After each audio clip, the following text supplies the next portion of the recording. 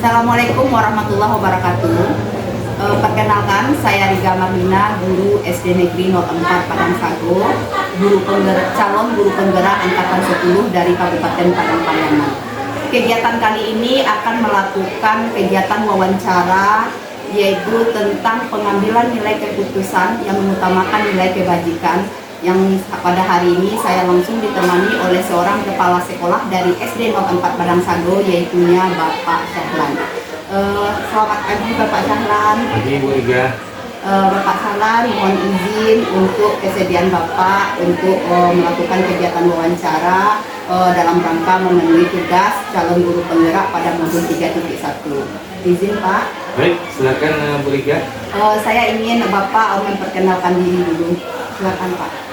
Baik Bu Riga, saya dari Kepala Sekolah SD 06 Padang Sago, tempatnya di Kampung Cibadak, Nagari, Kota Baru. Baik, dengan singkat akan kembalikan kembali pada Bu Riga. Begini Bapak, selama Bapak menjadi kepala sekolah di SD Negeri 04 Padang Sago, adakah suatu masalah yang Bapak hadapi sebagai pemimpin, di mana masalah tersebut menimbulkan dilema dalam penyelesaiannya? Jika ada, boleh nggak Bapak menceritakan kepada saya beserta cara penyelesaian masalah tersebut?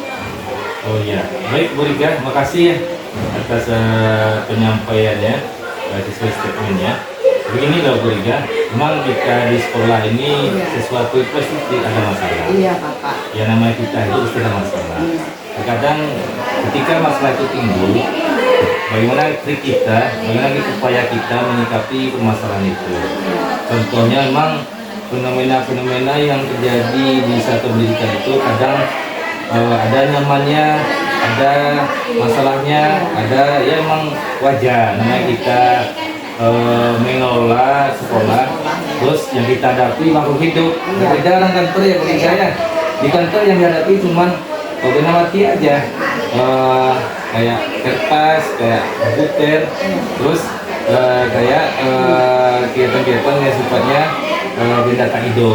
Sementara kalau kita di sekolah, otomatis yang kita hadapi itu makhluk hidup. Otomatis kita manusia, di ruang lingkup sekolah ada guru, ada lingkungan sekitar, ada anak murid. Nah, jadi masalah kita ini Bu Riga, ketika kita ada salah pengertian nih, sebenarnya salah pengertian antara orang tua dengan cucunya.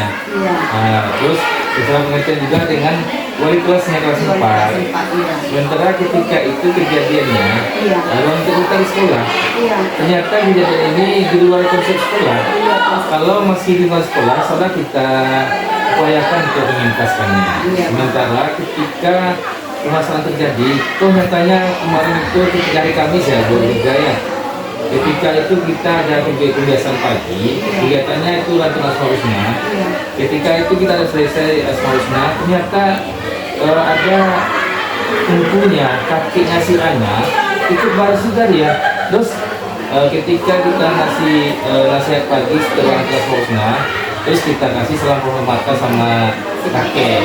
Jadi terus setelah kebiasaan pagi tadi telah langsung lantun asmaul-husna, terus kita bersalaman, ya kita kasih instruksi sama anak-anak, salami orang tua kita ini, kakek atau kita. Terus setelah bersalaman selesai sambil selawatan, terus seketika langsung si kakek tadi langsung nyamperin ibu tadi, ibu wali kelas 4. Terus langsung dia langsung nggak mengenakan. Bu, gimana nih cucu ambo? Saya gimana nih? Kok cucu saya dicoret apanya? Bukan bukunya Bu Riga, bajunya.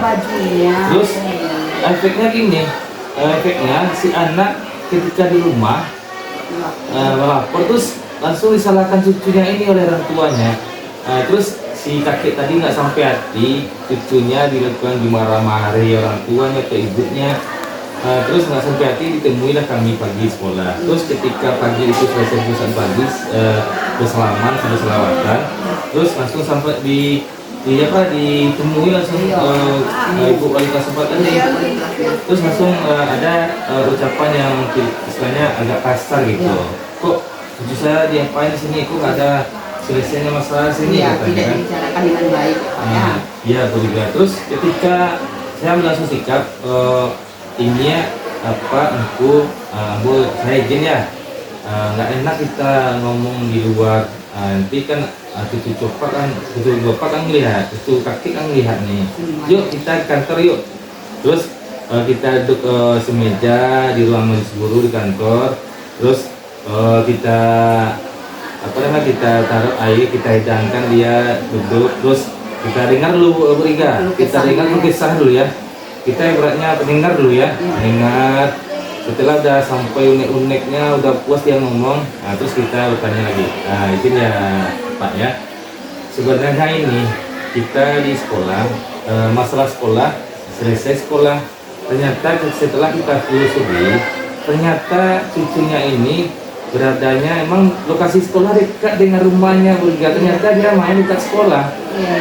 Terus katanya lagi, emang ini kita landasi ini Bu Liga ya, kakek apa gini ya, kita tidak sepihak dengar ya, kita ambil tengahnya di sekolahnya. Kalau sepihak nanti pembelaan salah satu pihak enggak. Jadi masalah nggak selesai, kita ambil jalan tengahnya. Ternyata kalau kita dengar dari pihak bapak, harus bapak dengar, bapak salahin rekan kerja kita. Jadi kan, iya, jadi kan nggak, stasiunnya nggak kurang etis juga ya Pak ya, kakek ya. Ternyata ketika setelah kita ajak pendekatan persuasif, kita lagi proses dialog, ternyata si kakek ini memang siapa nggak sayang ke cucu ya Bu Liga ya. Ini Pak, cucu ambo ya, cucu saya nih didorong kepalanya, dicoret-coret bajunya, lihat Pak baju cucu saya tuh katanya kan. Ternyata setelah kita telusuri, ini loh saya telusuri anak. Ternyata anak ini kejadiannya di luar jam belajar, di luar sekolah, di belakang sekolah, dikarenakan sekolah ini dekat dengan tempat tinggalnya, dia main di sekolah. Terus bertiga setelah kita dialog panjang lebar, terus kita tanya lagi, Pak, kita mencari sebab akibatnya, kita cari solusinya ya. Nanti Pak, kalau Bapak nilai cuma satu akan kita Kak itu suka. Jadi Bapak kan nggak ikhlas Bapak mengantarkan ke sekolah. Jadi kita sekolah, urusan sekolah, selesai sekolah ya Bapak ya, dia kakek ya. Terus paham ya. Terus udah tadi agak aura negatif Bu Liga. Terus ada pencairan suasana, kita bawa dialog. Kita kata Bu Liga tadi, kita dengar lah tulisan lo. Tadi awalnya dia kesannya berapi-api, dia nyamperin teman itu Bu Liga. Setelah kita baru duduk, terus kita hidangkan minuman. Ini Pak, minum dulu. Ternyata usut punya usut. Ternyata cucu sama yang mendorong kepala anaknya ini, teman-temannya, dia bersaudara, family. Waduh, itulah artinya apa, kakek, bapak, sampai gini katanya Bu Liga. Pak, saya kalau nggak bisa ini Pak, saya temui orang tuanya Pak, orang tua yang orang cucu saya ini Pak. Maaf loh, kakek, Pak, bapak sini kan saudara, kerabat, bersama, family, nggak mungkin loh urusan sekolah diselesaikan di rumah. Itu kan berbeda. Ya Pak ya. Nah Bapak, jadi dari permasalahan yang timbul terjadi di sekolah Bapak nih, lantas keputusan apa yang Bapak ambil itu dalam mengatasi permasalahan tersebut? Keputusan saya Bu Liga, rasa peduli Bu Liga. Iya. Rasa peduli terhadap kedua pihak. Iya. Peduli terhadap rekan kerja kita, peduli terhadap anak kita, orang tuanya, iya. Terus peduli juga dengan siswa kita juga, dan kakek kita tadi. Tadi ini Bu Liga, setelah kita jalin komunikasi yang efektif, ternyata memang mencair suasana Bu Liga. Jadi kita kalau seandainya Pak marah bisa jadi ya Pak ya, bisa diatasi dengan kalau ini Bu Liga seketika datang orang-orang sama Bu Liga, otomatis Bu Liga coba harus nggak? Nah di sana kita menyikapi Bu Liga. Kalau kita coba harus Bu Liga, wah ini bapak nih pagi tadi udah kita kasih penghormatan, kita sama menghargai, ternyata bapak tadi nggak mengingatkan, terus kita bawa harus marah-marah orang negatif juga, nanti nggak ketemu solusinya Bu Liga. Iya Pak. Wah, keputusan yang sangat solutif sekali itu ya Bapak ya. Jadi begini Pak, dalam modul yang saya pelajari ada 2 jenis dilema, yaitu dilema etika yang merupakan dilema kebenaran lawan kebenaran, dan rujukan moral yang merupakan kebenaran lawan kesalahan. Nah, kalau menurut Bapak, bagaimana Bapak dapat mengidentifikasi kasus-kasus yang muncul ini? Mana yang berupa dilema etika dan mana yang merupakan rujukan moral? Begitu, Pak. Oke, Bu Rika. Di sini kita bisa mengidentifikasi ya, Bu Rika ya. Kita senang ambil rujukan moralnya. Kenapa? Namanya kita sekolah, tentu kita mendidik, menuntun ya, Bu Rika ya. Jadi rujukan moralnya apa? Yang salah tadi itu kita identifikasi, kita upayakan untuk mengentaskannya. Artinya anak tadi nggak harus melakukan kesalahan, jadi kita sikapi, kita berikan solusi terbaik, terus kita kita mengentaskan problem solvingnya. Gini loh, jadi rujukan moralnya si anak tadi setelah kita dialog dengan bapak tadi, terus kita terusin juga si anak tadi sama ibunya. Betul Bu, anak kita tadi di apa? Di istilahnya tuh didorong atau dibully lah, bahasa kekiniannya, Bu Rika ya. Itulah kira-kira kita mengidentifikasinya. Kita ambil merujuk dari awal kronologinya, terus sampai endingnya, Bu Rika. Setelah kita dapat endingnya, kita dapat identifikasi, berarti kita dilema etikanya kita ambil rujukan moralnya, Bu Rika ya. Ternyata Bu Rika usut punya usut, alhamdulillah, antara dua pihak sekolah dengan pihak orang tua dengan anak cucu yang mendorong anak tadi, terus pihak sekolah dengan rekan kerja, insyaallah nyaman dan bisa istilah Bu Rika, masalah tadi tidak larut, Bu Rika, sudah bisa kita selesaikan dengan baik. Iya Pak, berarti selama ini bagaimana Bapak menjalankan pengambilan keputusan, terutama untuk kasus-kasus dilema, kepentingan yang sama-sama benar atau sama-sama yang mengandung nilai yang patut dapat diselesaikan dengan baik. Ya bagus sekali Bu Rika, kita ambil yang keputusan yang sama-sama baik ya Bu Rika ya. Yang mengandung nilai kebajikan. Iya, nilai kebajikan Bu Rika. Kenapa? Kalau istilahnya kita ambil istilahnya kebajikan untuk yang terbaik, akan apa nih Bu? Akan ada maknanya Bu Rika ya. Maknanya apa? Si orang tua tadi dan guru akan berkolaborasi jadinya. Tapi dia ada istilahnya saling menghargai antara anak dan guru, dan si anak tadi kita kasih pemahaman dulu. Terkadang ini dialog antara orang tua, penyampaian dengan anak yang tadi dengan pihak. Jadi memang benar adanya. Jadi di sini kita posisinya kita ambil istilahnya posisi di tengah. Artinya kebajikannya punya memiliki nilai ya.